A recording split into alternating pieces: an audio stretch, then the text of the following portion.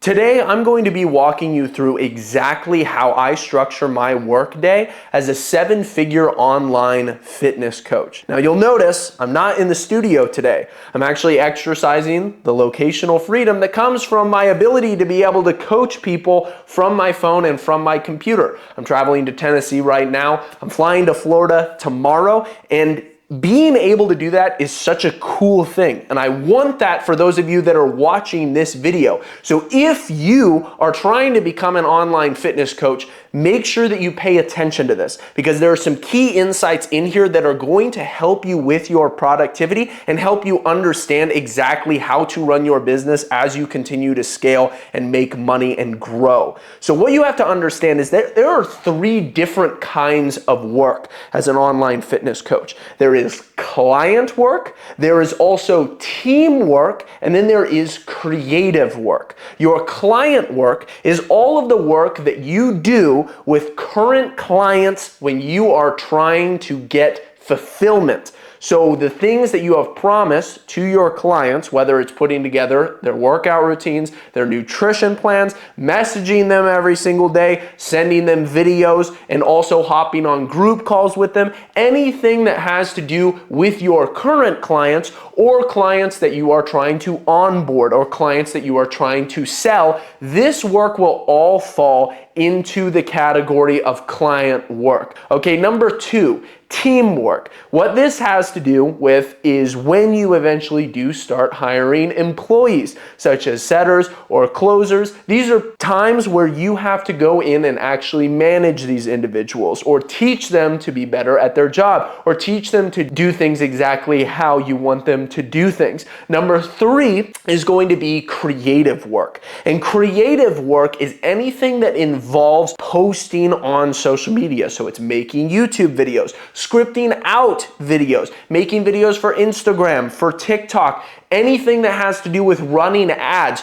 I call this creative work because oftentimes what you'll notice is that sometimes the creativity just flows. Sometimes you can get into a rhythm and you know exactly what kind of video you want to make and you know what you want it to look like, and then other times you feel like, oh my goodness, I don't know what videos I should be making. I don't know how I'm going to spend this creative time. Now, every single kind of work that you do as a fitness coach has a different metric that will ultimately determine on whether or not that time is spent being productive. The productivity of your time spent working with clients is determined by how many clients you have checked in with, how many plans you have created. Are you on pace for getting done the things that you need to get done for your current or soon-to-be clients?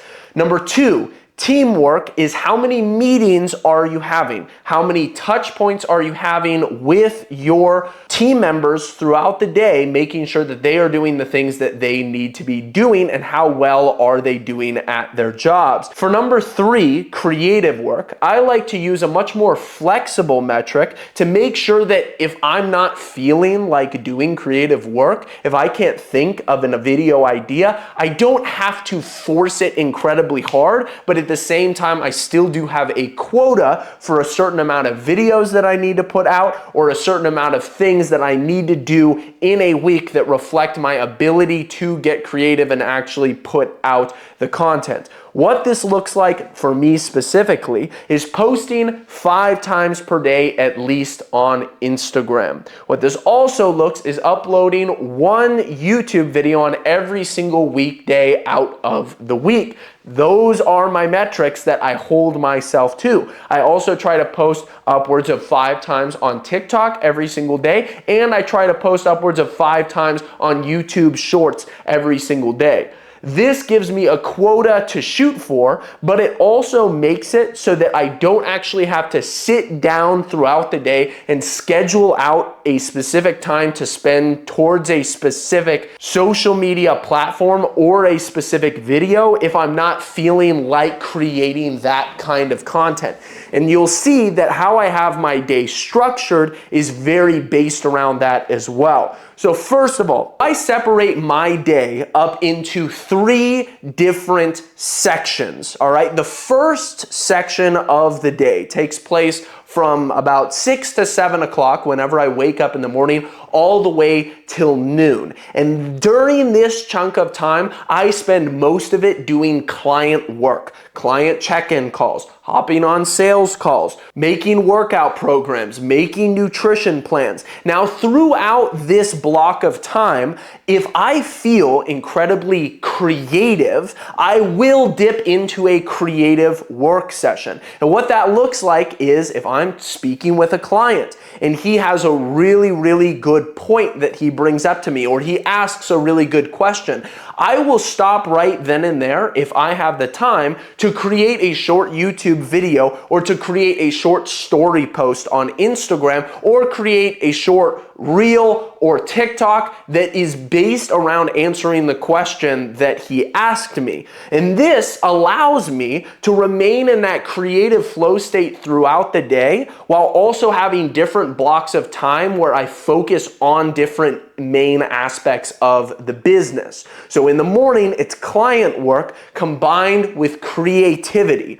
The second block of work that I have throughout the day is separated from the first block of work by a pattern interrupt. And the pattern interrupt is lunch. At noon, I'll go and I'll eat lunch. And what I do during lunch is I don't focus on consuming a ton of content. Instead, I try to cultivate my creativity by thinking about different things that I'm going to do later in the day, different videos that I'm going to post, different themes that I want to talk about, while also taking a little bit of time to unwind and prepare for the second block of work throughout the day. Now, the second block of work lasts from about noon after I finish lunch all the way till about 5 o'clock when I go to the gym, which is another pattern interrupt. And so that 5-hour block of time is mainly teamwork, and it's also more client work. So I'm calling my employees, making sure that everything is going well. I'm also checking in with my clients, hopping on group calls, and I have specific calls scheduled throughout the afternoon,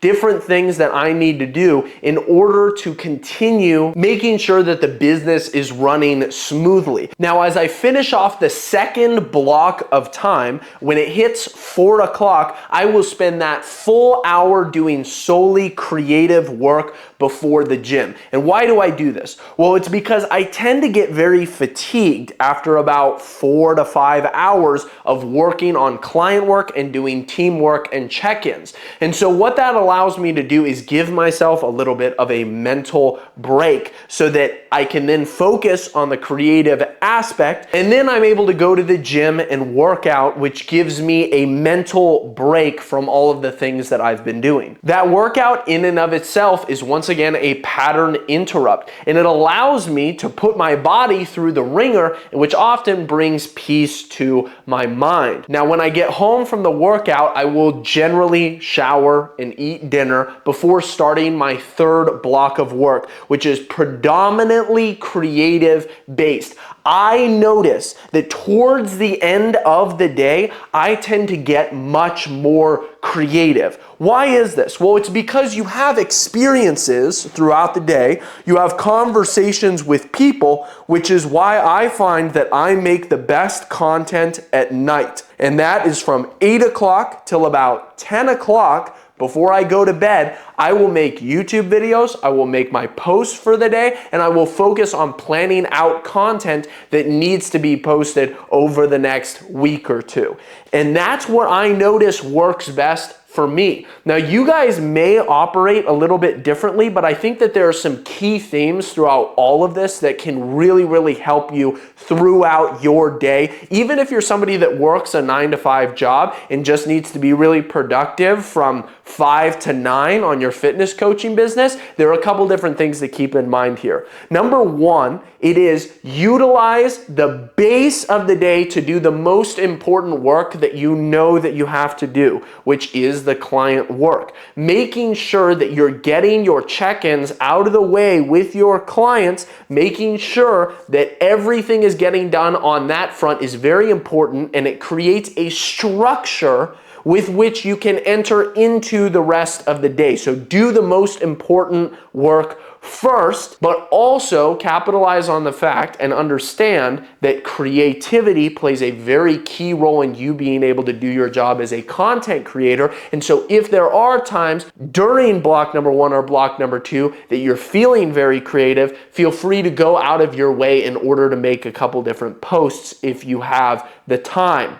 Number 2 is going to be utilizing those pattern interrupts in order to disrupt yourself, give yourself a little bit of a chance to unwind and make sure that you're doing very quality work. Because what happens is people get work fatigue. And as time is going on, you'll actually notice that you will start to get less productive, especially when you are doing work that takes a lot of focus and you are trying to be productive. And as this productivity decreases, your need for a pattern interrupt or a slight mental break is very, very important. You can use meals to do this. You can also use your workouts to do this, or getting out and going for a walk. All of these things are very, very important. And try to move your body throughout the day, because when you move your body, you will notice that you work harder and you're a lot more productive. So keep that in mind. Number 3 is going to be making sure to have a block of time later in the day where you really focus on harnessing the creative element of every single experience that you've had throughout that day.